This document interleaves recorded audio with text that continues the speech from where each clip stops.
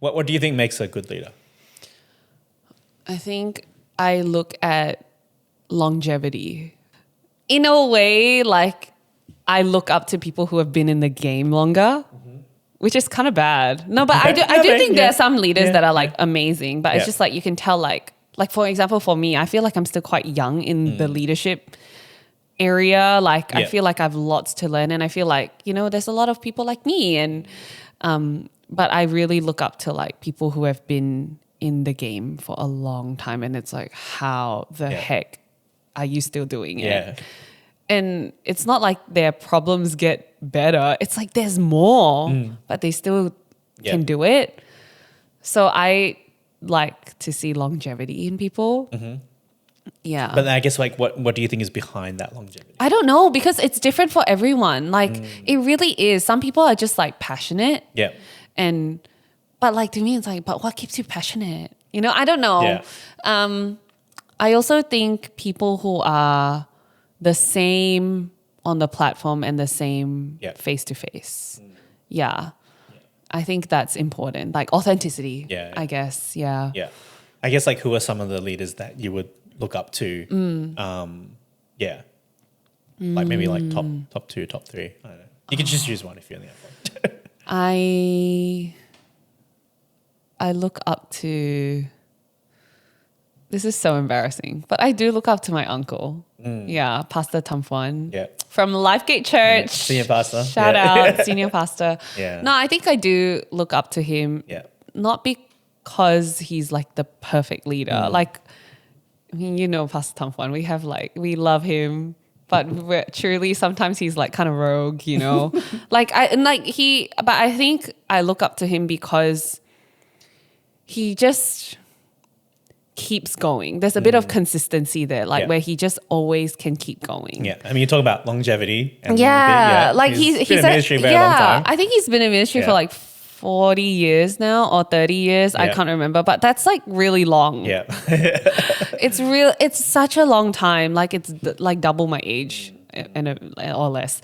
But like, I just think that shows like, man, you must be doing something right. Yeah. Like, and the thing is, he still has, like, he actually has a heart for people. I think that's what I look up to. Yeah.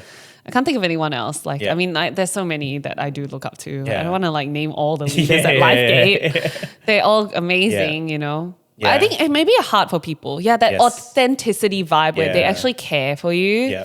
That was something I was going to say. Like, I think what I think makes a really great leader is, and I think it's so evident when you observe different leaders, and the leaders that tend to be more effective than others are the ones that really care about people. Yeah. And not even that it's like, hey, I care for you, but people feel cared and people feel loved by this leader. Yeah. Because it's one thing to say like, I'm caring for you, but then it's one thing for the other person to actually feel cared and loved. Yeah, right? exactly. It's the same with like motherhood. Like you are a leader technically to your child, right? That's your sphere. So I feel like you need to show them that you actually care for them to follow in your footsteps, I guess. Yeah. If you're just like telling them to do stuff, but you don't actually, they don't feel loved or cared for, you know, that it's ineffective as a leader. Right. And same in your like church context or team context, like they need to know you hear them. They need to know you and like genuine hear, not like, oh, I need to make sure they know they hear me. Yeah. I actually care. Yeah. Like I do.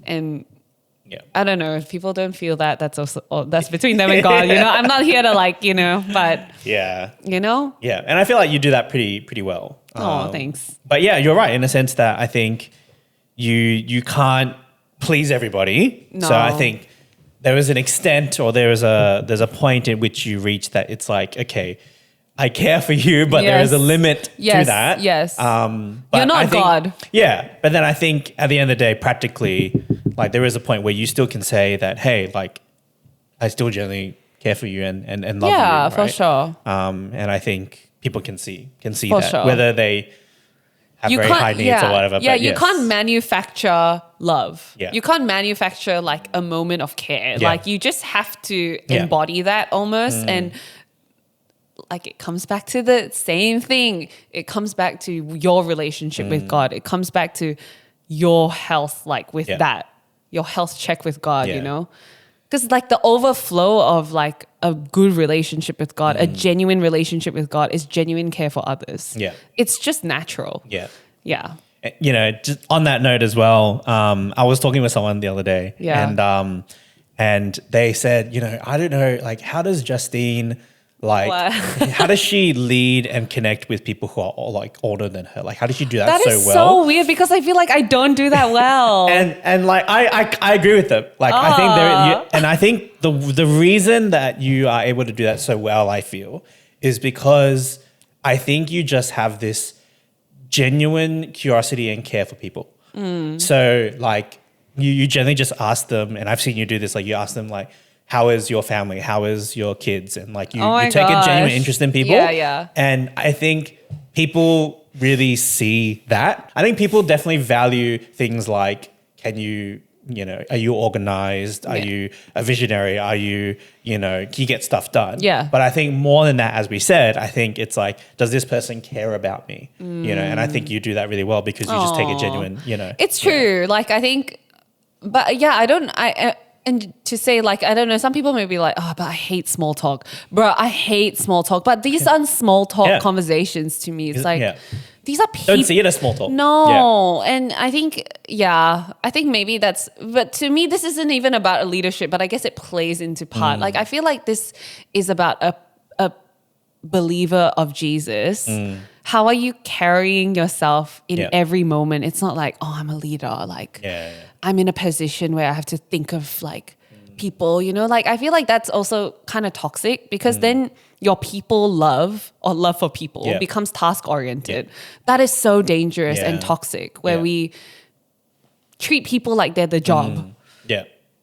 Like you can't do that. Like especially within the church, I think like, especially as someone in, you just can't. Like it's so people can see right through that, I think, as well. Like, and I think I was really challenged by that personally because I'm such a people pleaser naturally.